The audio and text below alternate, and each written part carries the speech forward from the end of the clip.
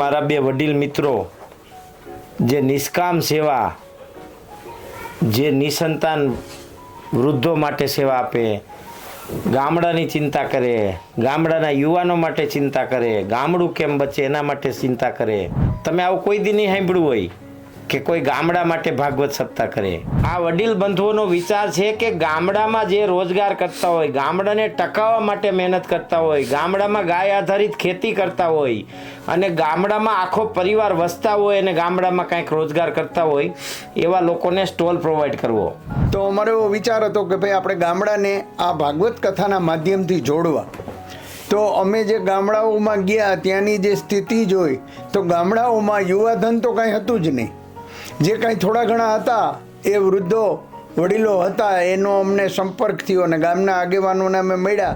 આપણે એક સ્ટોલ દ્વારા ઝેર મુક્ત ભારત, વાહ, એ બાબતમાં આપણે શું કરી શકીએ ને એવો એક પ્રયત્ન કરવો જોઈએ. પણ ગુજરાતમાંથી એ પહેલા વહેલા બે ભાઈઓ છે, બે વડીલ બંધુ છે કે જે મને ગોતતા ગોતતા આવ્યા અને ગાય ગામડાને ખેતીની ચિંતા કરતા કરતા આવ્યા.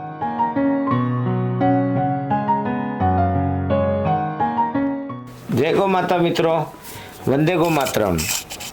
મિત્રો, ગાય ગામડું ને ખેતીની વાત કરતા હોય આપણે દરરોજ, અને એમાંય મારા બે વડીલ મિત્રો જે નિષ્કામ સેવા, જે નિસંતાન વૃદ્ધો માટે સેવા આપે, ગામડાની ચિંતા કરે, ગામડાના યુવાનો માટે ચિંતા કરે, ગામડું કેમ બચે એના માટે ચિંતા કરે, એના માટે એક ભાગવત સપ્તાહ.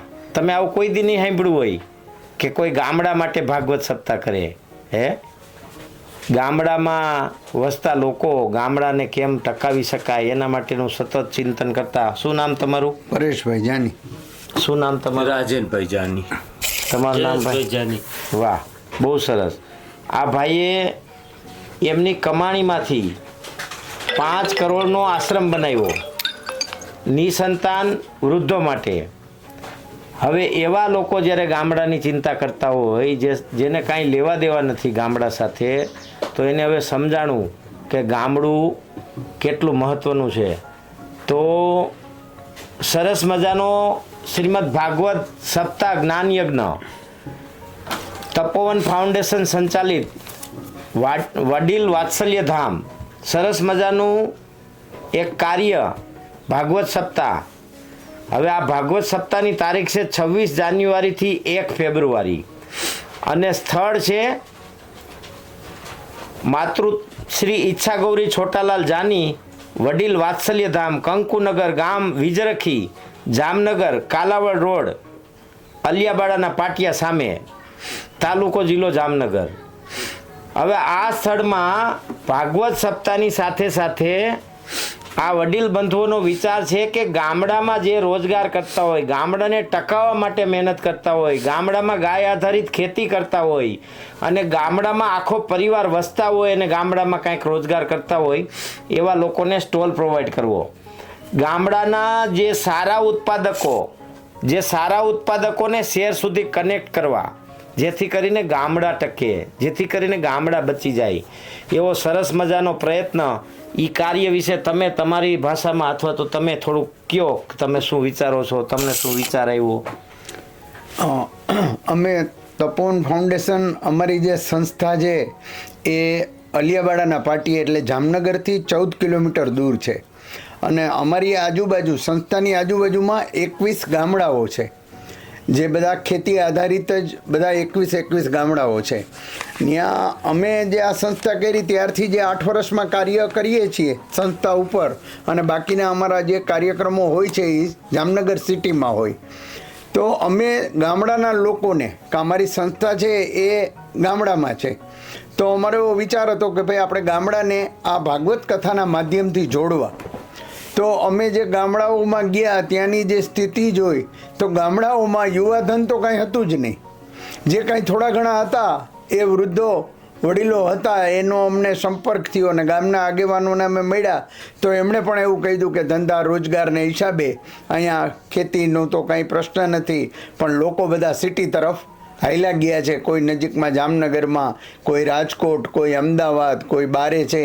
એવી સ્થિતિઓ જોઈ સાંભળીને અમને પણ એમ થયું કે ભાઈ આપણે કાંઈક આના માટે વિચારવું જોઈએ ને કરવું જોઈએ. એ સંદર્ભમાં અમે આ ભાગવત કથાના કામસર અમે ત્યાં અમરેલી ગયેલા.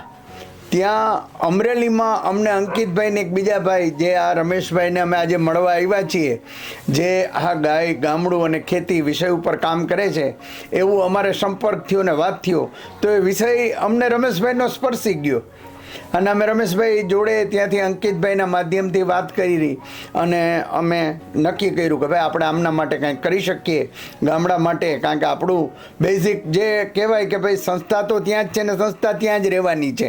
તો આપણે આપણા પાડોશી ધર્મથી પણ આજુબાજુના 20-21 ગામડાઓ છે એનો સંપર્ક કરીને આવું કંઈક વિચારીએ. ત્યારે રમેશભાઈની જે ગાય ગામડું ને ખેતી આધારિત જે ઝેરમુક્ત ભારત એવી બધી વિષયને લઈ અને 25 ડિસેમ્બરથી 8 જાન્યુઆરી સુધી સોમનાથની જે યાત્રા હતી બધે ગામડાઓમાં, એટલે કીધું કે ભાઈ હવે ફ્રી થાય એટલે અમે 2 દિવસ પહેલાં જ અંકિતભાઈના માધ્યમથી સંપર્ક કરી અને આજે રમેશભાઈનો સમય અમને મળ્યો ને અમે રમેશભાઈને મળ્યા અને અમે એમની પાસેથી આજે પહેલી જ વાર રૂબરૂ મળ્યા છીએ. પણ જે એમની વાત વિચાર અને અમે જે વિચારતા હતા એના કરતાં તો એમની વાત સાંભળી અને થયું કે ભાઈ પરિસ્થિતિ છે એ તો ઘણી વિપરીત છે, જે આપણે સાંભળી ન હોય, સમજ્યા ન હોય. અને સમજવી જરૂરી છે, સાંભળવી પણ જરૂરી છે. અને બધા લોકો જો સહિયારો પ્રયત્ન કરશું તો જ આવનારી પરિસ્થિતિમાંથી બચી શકશું. અત્યારે જે પરિસ્થિતિમાં આપણે ધકેલાઈ ગયા છીએ એના માટે તો કોઈ પ્રશ્ન નથી અત્યારે તાત્કાલિક નીકળવાનો, પણ આવનારી પરિસ્થિતિ અને આવનારી પેઢી માટે આપણે શું કરી શકીએ ને શું આપી શકીએ એના માટેની વાતચીતના આપલેપથી અમને ખ્યાલ આવ્યો કે આ તો બહુ ગંભીર સ્થિતિ છે, ગંભીર વિષય છે. અને એ સંદર્ભમાં રમેશભાઈએ કીધું કે આવતા વર્ષે હું અહીંયાથી દ્વારકાની યાત્રા કરવાનો છું, ત્યારે શક્ય હશે તો આપણે સાથે પ્રયત્ન કરશું. તો અમે તો અત્યારથી જ એક મન બનાવી લીધું અને એમના વાતચીતથી, જોકે અમે જામનગરથી એમને મળવા નીકળ્યા ત્યારે જ રસ્તામાં મારે વાત થઈ હતી કે એટલીસ્ટ આપણે પ્રથમ પ્રયાસ રૂપે આપણે એક સ્ટોલ દ્વારા ઝેર મુક્ત ભારત, વાહ, એ બાબતમાં આપણે શું કરી શકીએ ને એવો એક પ્રયત્ન કરવો જોઈએ. કારણ કે એક ઝેર મુક્ત ભારત છે એ આપણે કોઈ એક વિષય આપણા આખા રાષ્ટ્ર માટે જરૂરી છે, આવનારી પેઢી માટે જરૂરી છે. અને જે રોગો ધીરે ધીરે ધીરે જે પ્રસરી રહ્યા છીએ અને હમણાં જ રમેશભાઈની સાથે વાતમાં 2 વર્ષથી માંડી અને 30 વર્ષ સુધીના બાળકથી માંડીને યુવાન સુધી, જો બાળક નહીં રહીએ, યુવાન નહીં રહીએ તો યુવાધન ક્યાંથી થશે? એ જે એમણે ચિંતા બતાવી એ ખરેખર આવનારું સમય જો આપણે આ બાબતમાં સનિષ્ઠ પ્રયાસો નહીં કરીએ તો સમય બહુ ડરામણો રહેશે એવું વાતચીતના માધ્યમથી લાગે છે. અને એ એમના માટે પ્રયત્ન કરે છે તો ખરેખર રમેશભાઈ એ બાબતમાં વંદનને પાત્ર છે, અભિનંદનને પાત્ર છે. અને અમે તો મહાદેવને આ ભાગવત કથાના માધ્યમથી પણ પ્રાર્થના કરશું કે રમેશભાઈને સારી તંદુરસ્તી અને નિરોગી સ્વાસ્થ્ય અને લાંબી ઉંમર આપે, કે જેથી કરીને આ વિષયમાં અનેક લોકોને માર્ગદર્શક બની અને રોજગારી પણ અપાવી શકે, ગામડા પણ બચાવી શકે, ગાય પણ બચાવી શકે અને ખેતી પણ બચાવી શકે. અને લોકોને સાચું અને સારું યોગ્ય આહાર અને પોષણયુક્ત ખોરાક મળે એ દિશામાં અનેક પ્રયત્ન કરે, અનેક સારા લોકો એમની સાથે જોડાય અને એમને સરકારની પણ મદદ મળે, લોકોનો પણ સમૂહનો મદદ મળે અને એમના પ્રયત્નોને વધુ વેગ મળે એવી અમે આ કથાના માધ્યમથી પણ મહાદેવને પ્રાર્થના કરશું. અને અમે પણ આ બાબતમાં એમને ખૂબ ખૂબ હૃદયથી શુભેચ્છાઓ પણ આપીએ છીએ. અને રમેશભાઈને અમે વિનંતી કરીએ છીએ કે અમને યોગ્ય ગાઈડ કરી અને અમારા 7 દિવસના પ્રયત્નમાં અને અમારી આવી સેવાકીય પ્રવૃત્તિઓ છે એમાં અમે વર્ષમાં એકવાર આ બાબત પણ સતત પ્રયત્નશીલ રહે અને કાર્ય કરી શકીએ એવું માર્ગદર્શનથી અમારી સાથે જોડાયેલા રહીએ એવી વિનંતી કરીએ છીએ. મિત્રો, આ લાગે 2 ઉંમરમાં મોટા, મારા કરતાં તો મોટા જ છે, પણ ગુજરાતમાંથી એ પહેલાં વહેલા 2 ભાઈઓ છે, 2 વડીલ બંધુ છે કે જે મને ગોતતા આવ્યા અને ગાય ગામડાને ખેતીની ચિંતા કરતાં આવ્યા. એટલે મને એવું લાગે છે કે સોમનાથ દાદાના સાનિધ્યથી અમારી યાત્રા ખૂબ સફળ રહી અને આ હવે આ એક મારો વિચાર નહીં, આ એક ક્રાંતિ બની જાય. કદાચ નાશવંત મારું શરીર છે, આ જગત છોડવું એ નિશ્ચિત છે, પણ આ વિચાર જગતમાં ટકી રહે એ જરૂરી છે. એના માટે આપણે સતત પ્રયત્નશીલ છીએ. અને જો આ દેશમાં યુવા જ નહીં બચે, યુવા જ બીમારીમાં સપડાઈ જશે, તો આ યુવાનોને ગોળી મારવાની જરૂર નહીં પડે. આ દેશ એમને મરી જાય એવી સ્થિતિમાં આપણે આવી ગયા છીએ. એટલે મારે, તમારે અને બધાએ સહિયારો પ્રયાસ કરવાની જરૂર છે. કરવો જોઈએ.